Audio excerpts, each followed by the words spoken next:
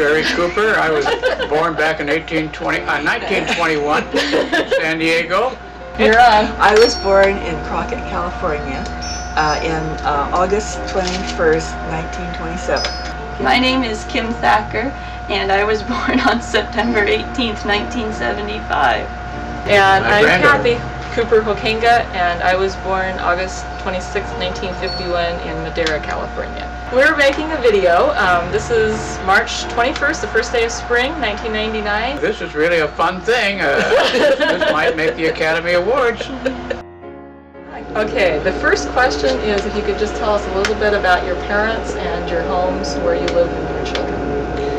Well, I led a rather gypsy life because my dad was a civil engineer and he was being assigned jobs all over the state. In fact, for a while it was in Arizona, where my brother was born 2.5 years later. But after that, we were down in the Imperial Valley, below San Diego, and then we went all the way up to Crescent City area, up in the area above Eureka, and we lived in a little tent, and I even went to school with my mother part way and in a car with my teacher when I was in kindergarten.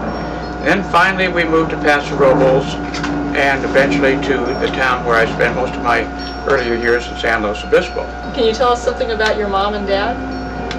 Well, my mom never actually worked, although she was a gifted pianist, and he was very interested in sports, so my brother and I both became quite interested in sports as a result of this. And he had a problem with asthma, but we still did get up to the mountains quite a bit, and as I say, he loved to involve Bob and I in all sorts of activities. We even tried fishing and, you just name it, hiking, just about everything you can imagine. Didn't your mother lead a troop? What was that called? Oh yeah, she was a leader in the Campfire Girls. And we went to camp every summer for 2 weeks, and she was one of the counselors. And then when my sister is 10 years older than I am, and she was a counselor too after a while. Oh, and my dad built my grandma a house. Before they were married, my grandma said to my dad that he had to build a house for my mother. And so he did. And he was only 19, and he had a friend who knew how to build houses. And so my father was just real good at that sort of thing. So he built a house for me before they got married. Okay, thank you. I want to ask you, what are some interesting stories you can tell us from your childhood? And we'll start with Grandpa. Well, Kim, the one that everybody couldn't believe is when I was about 1.5 years old. This was when we were in Phoenix, Arizona, and out in front of our house there was a trolley car track. And one day the trolley car conductor couldn't believe it to see me sitting right on the middle of the tracks. And I refused to move, and he rang the bell about 20 times, and I just ignored him and sat there. My mother just about had hysterics when she saw what was happening, and he did stop. I'm not sure my mom was glad he stopped in time, but at any rate, he did stop in time, and she never let me forget that. Did you remember that at all, or just? No, I don't remember that. Another time, when my dad was up in the White Mountains in Arizona, he left me in the car for a minute or two while he was doing some consulting with the other engineers, and I saw this little handle down and said, I wonder what that is, and it turned out to be the brake. And I released the brake, and suddenly the car went right over the cliff, and my dad just about had a heart attack. But fortunately, he only went down about 30 feet and hit a tree, and we're just hanging there. And of course, I was yelling like mad, and I think my father's hair turned gray overnight. One other time, I had a dog that... Wait a sec. How did they get the car off the They had to pull it up, and it took probably... I'm surprised I wasn't charged for all the money it cost them to pull that car out. When I went to school, I had to walk about 4 blocks. And when I got to the school ground, it was very, very noisy, and with all the children playing and everything. And so I turned around and went back home the first time. And then my mother came with me the second time and realized what the problem was. So she let me go a little late each day, and then I could walk across the area without the children playing and making so much noise. What were some of the family vacations you took as children? Well, our vacation seemed to be up in the Sierras. My dad, being a civil engineer, he often went up to talk to the foremen and the workers that were working on the highways up in the Sierras.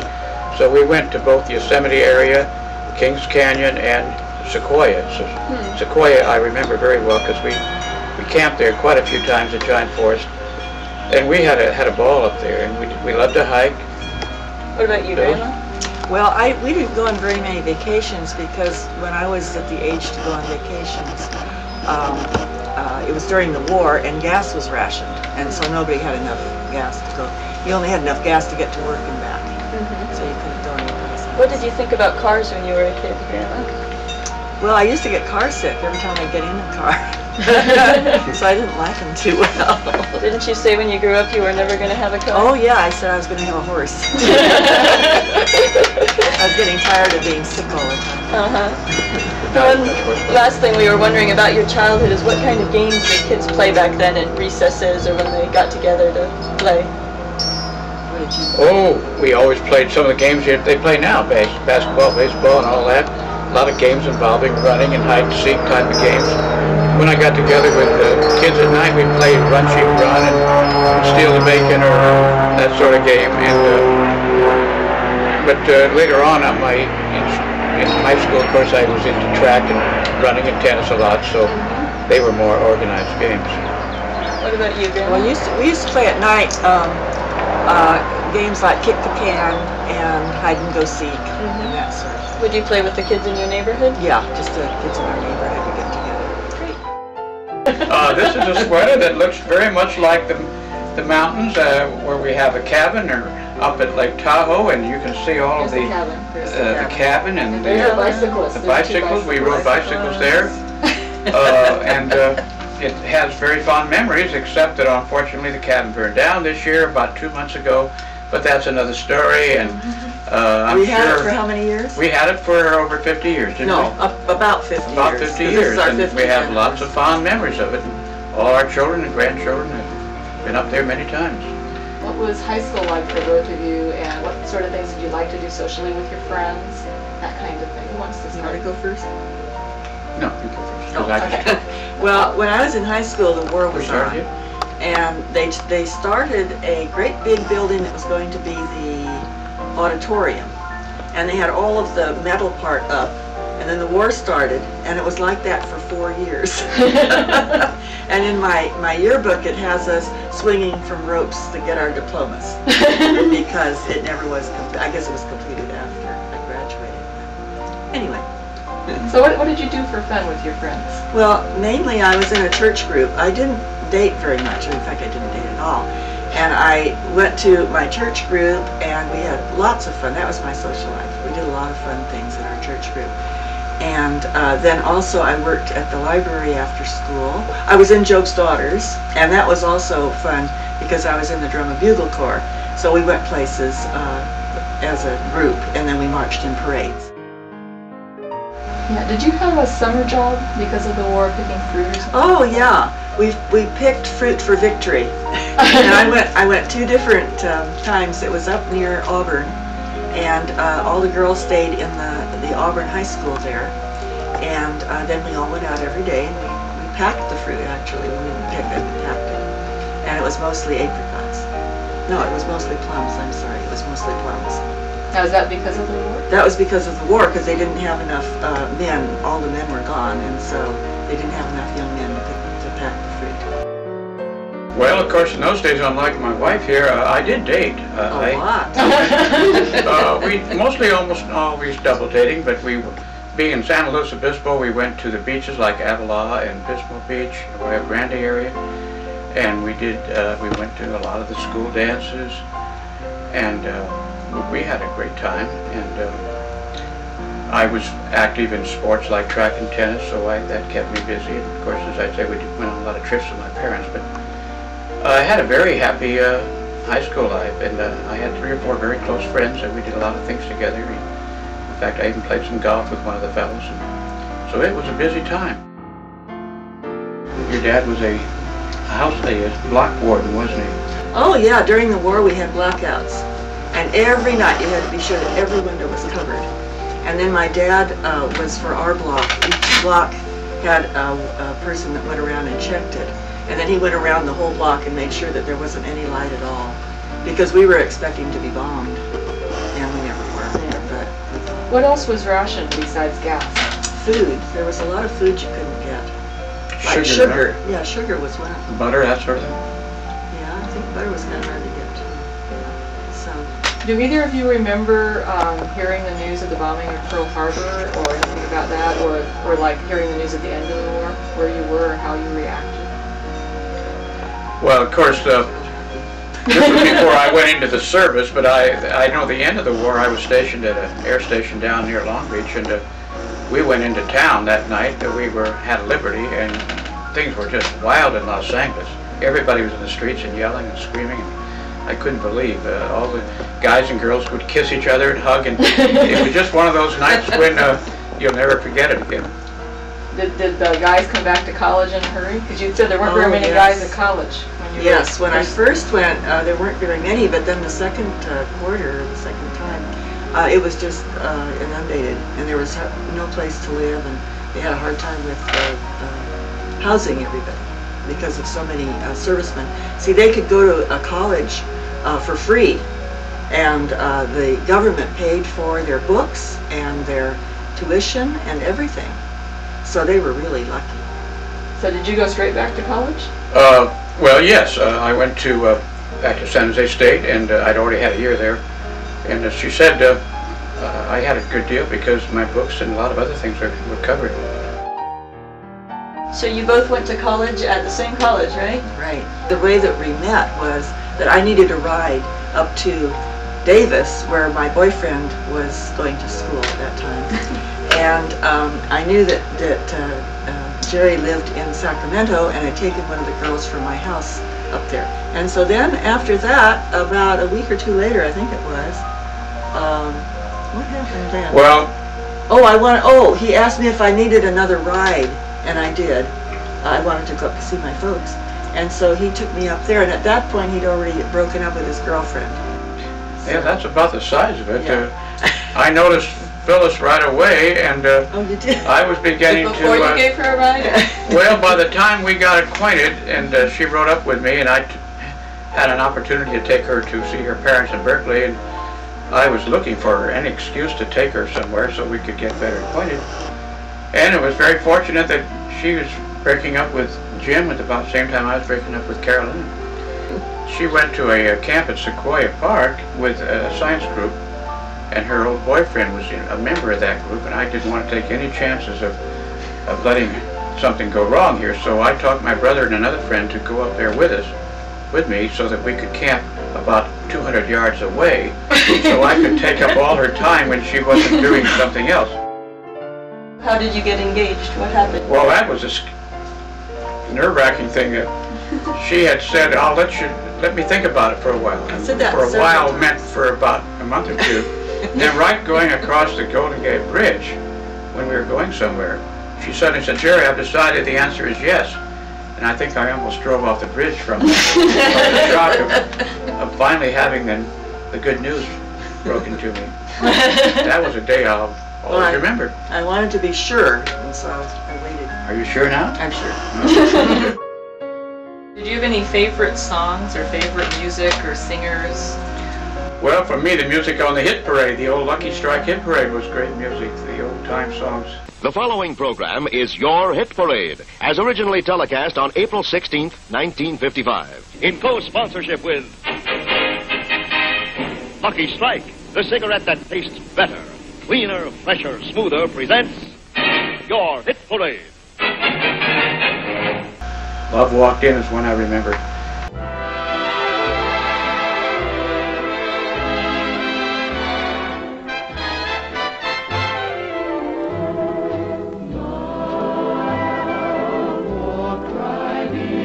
And a lot of others, and nowadays you never hear it anymore.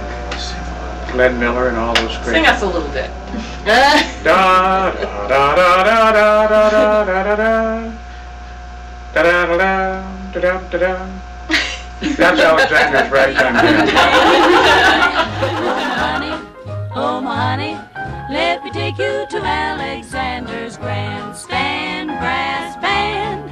Ain't you coming along? Now it's Mom's turn. Sing us a song. Oh, I can't remember. I can't remember. Like, did you like Bing Crosby or I love Frank Bing Sinatra? Crosby. I didn't like Frank Sinatra. I liked Bing Crosby, and I thought he had the most beautiful voice. And then when Frank Sinatra came along, all the girls were yelling and screaming and everything, and I didn't know what they were yelling and screaming about because I didn't think his voice was that good. And then later I heard that they were paid to yell and scream. Oh, really? I thought, well, that makes sense. What movies came out around then? Do you remember any? Well, it was the old movies that started people like Ronald Colman and Clark Gable and Alan Ladd and Laurel and Hardy and John Barrymore and... Who were the women? Oh, the women! I should remember those. That goes back to the days of Greta Garbo and Lana Turner, and of course Marilyn Monroe came later. And well, didn't you go to movies with your brother when you were growing up? We went to a lot of movies. My folks liked movies. Of course, we didn't have TV, so that was a natural thing to do. And they give you so much money, and that would pay for the movie and the lunch. And how much was it? About $1 for the whole thing. Yeah. Movie and lunch. Wow. Yeah. Did you listen to programs on radio too? Mm-hmm. Did you? Oh yes, all the time. Yes. What were those like? Were there stories and things? Yeah. Well, Jack Benny. He was my favorite. And who else was there? George Burns and Gracie Allen. Thank you. Thank you very much. Hello. Hello, Gracie. Coming down to the studio tonight, I saw a big banner saying "Vote for Gracie." Yeah, I know. Bob Hope and the Lux Radio Theater, and people would sit around the living room and just listen. The whole family would sit and listen to it. Yeah. It was a family type of activity. The president has to have courage and show plenty of backbone. Show plenty of backbone? Well, wait till you see my new evening dress. Okay, so you were engaged for 6 months? Right. And then where did you get married?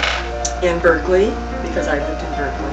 I had never even talked to our minister until he walked in talked to us. Well, he talked to us about, I think, the day before, because we were at college graduating 2 days before we got married. And he said, how are you? And we said, fine. And he said, do you have any problems? And we said, no. And he said, I'll see you tomorrow. That was our counseling. Yeah, in spite of that, we've been happily married for 50 years. So did you help plan the ceremony and the wedding? My mother did just about everything, because I was at college and I was getting ready to graduate and everything. So I came up on weekends. But she did all the planning for all the food. We had lots of food. She had a turkey and a ham and just lots, and I couldn't eat a thing. I was so nervous. So somebody hid your going... Oh yeah, and then somebody hid my going away outfit, one of his buddies. Yeah. And so it took a while to find that. Oh dear. Oh, and then they decorated Jerry's folks' car, because they thought we were going away in that car. No, they decorated our car. Yeah, that was it. Thinking we'd go away in that car, and we weren't going in our car because it wouldn't have made it up to Tahoe. Our car was really decorated. It was just all painted all over. They had words all over it and everything. And then his folks had to drive from Berkeley to Sacramento, and everybody was honking at them, and they were waving and everything. They thought they were having the funniest thing. Did you say that they rented all of the dresses in those days? Well, my dress was rented because it cost $25, which in those days was a lot of money. To rent it or to rent it? No, to rent it. But then my bridesmaids' dresses, they were rented also. But then we had my sister had 3 children at that point, and her 2 older daughters, Robin and Judy. My sister was very clever with sewing. She made them dresses that were exactly like the dresses that the bridesmaids had. Oh. So they, fit right into the ceremony. We had a wonderful honeymoon though up at Lake Tahoe. Oh yeah. Where did you stay? Yeah, where was it?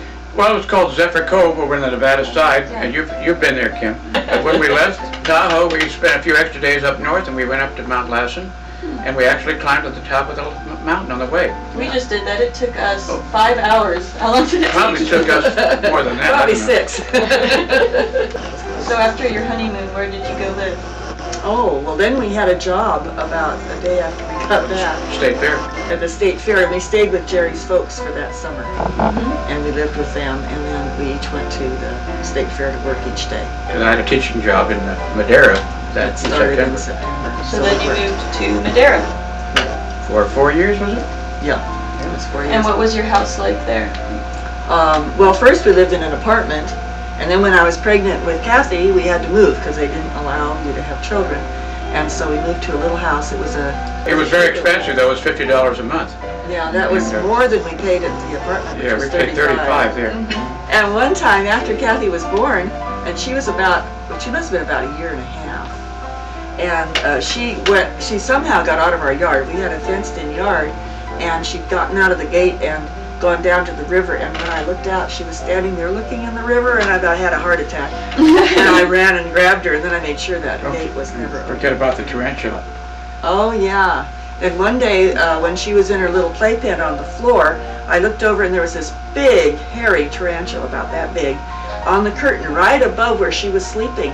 I thought, oh my gosh, so I grabbed her and I put her in the other room, and then I got my broom and I swept it out of the house. And then that afternoon, there was another one in the kitchen. And I heard later, no, I heard that they travel in pairs. It's a male and a female. So I swept him out too. I don't know how they ever got in there. You remember that, don't you, Kathy? Oh, that's why I've been traumatized by spiders. Yeah, exactly, of course. So what were both of your first jobs after the Harvest Fair? You mean after the state fair? I mean, the state fair. Well, I worked out in 5 country schools. Going towards Chowchilla. 25 miles out. Sometimes I went to 2 different schools. And you were doing the music program? Yeah, the music program. I started it, actually.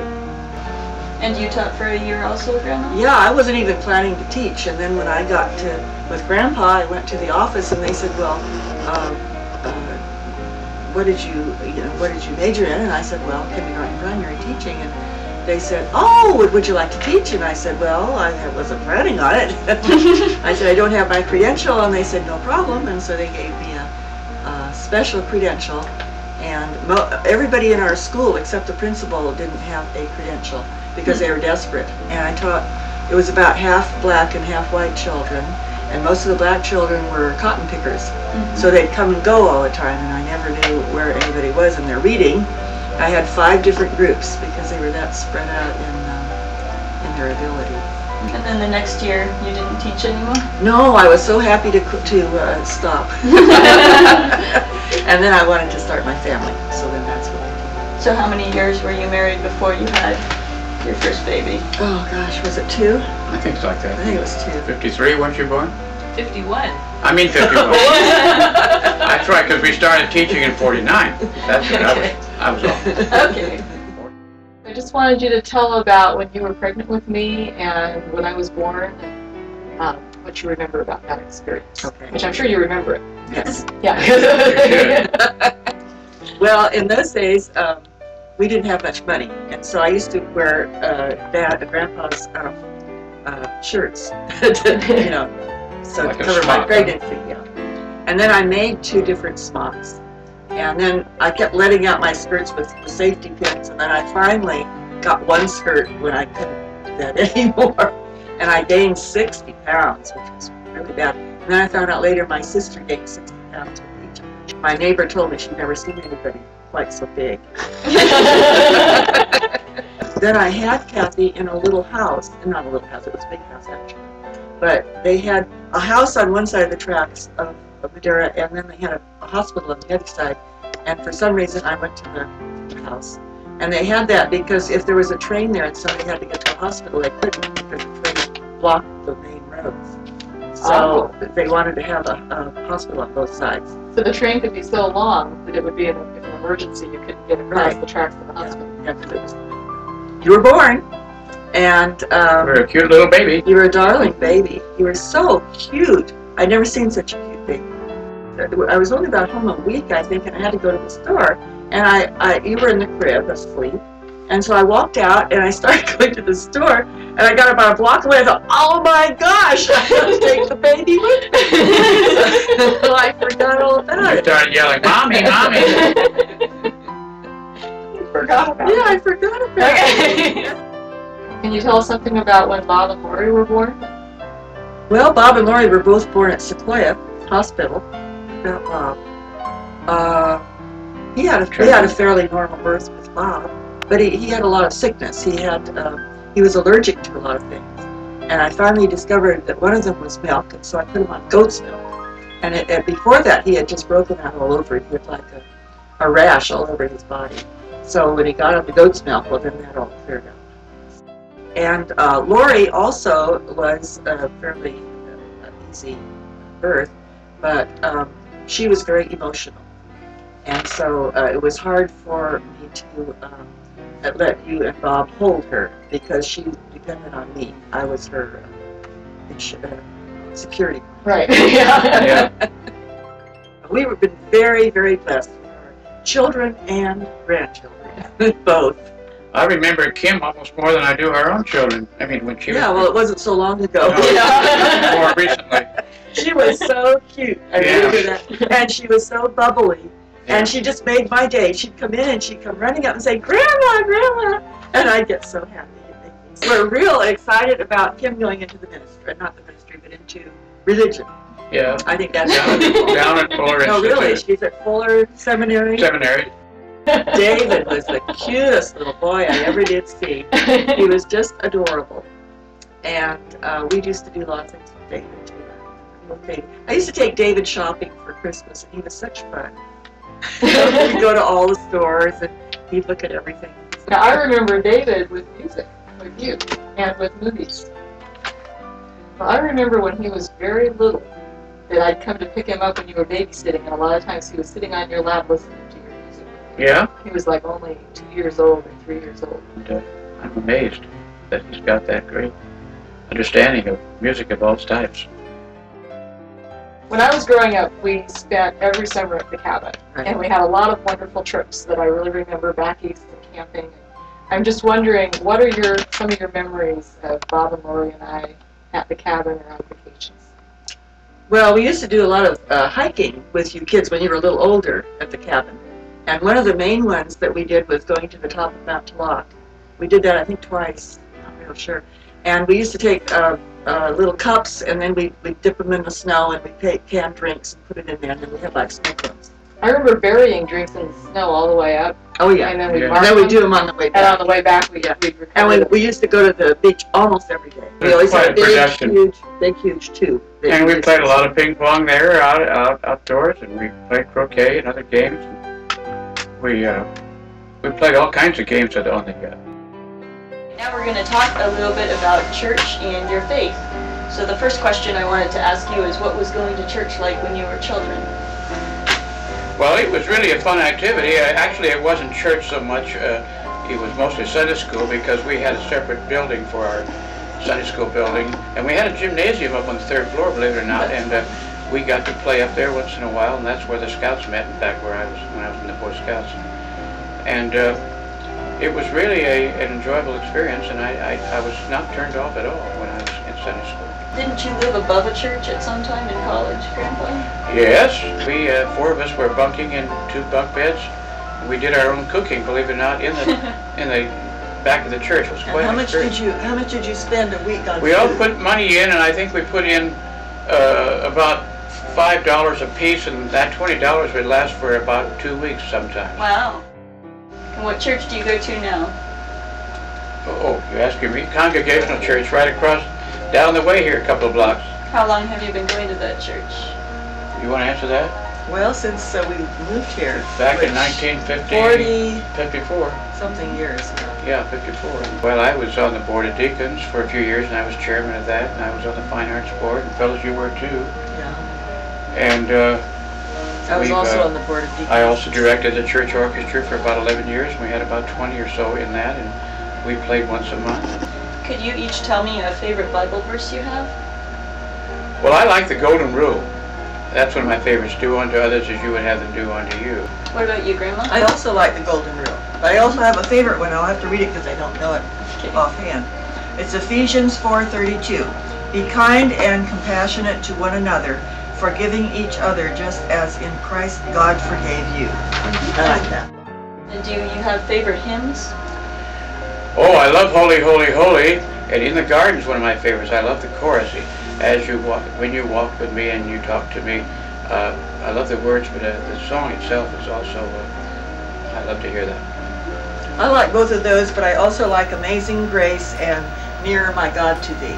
And Nearer My God to Thee we used to sing in Job's Daughters. I think that's maybe Nearer, my God, to thee, nearer to thee, e'en though it be a cross that raiseth me. We wanted to know how has society changed in regards to church and religion since you were children to now? Well, I think in the old days, as Phyllis would say also, an awful lot of people did go to church, and especially the people that we mingled with, that we knew well. Half the time our social life was based on people that we saw at church, and they all seemed to greet each other and say, oh, hello, and we'd see them all week. And now, of course, there's not nearly that many people that attend church, which is unfortunate. But I was very happy that I grew up in a Christian environment because my folks are very busy and active with the church activities, and I think they did a pretty good job of raising me in Christian beliefs and Christian actions. And I think that's one of the reasons why Phyllis and I have had such a happy marriage, because we both believe in some of the very same things that Christians believe is important in their lifestyle. Since I feel like practicing Christian principles is something that makes me feel good about myself and about my intermingling with other people. So I think that it's been an important factor in my whole life. I'm not sure what else. I think it's been an important factor in my life too. In what ways? I try to treat people as I think Jesus would treat them. Good. I agree. Great.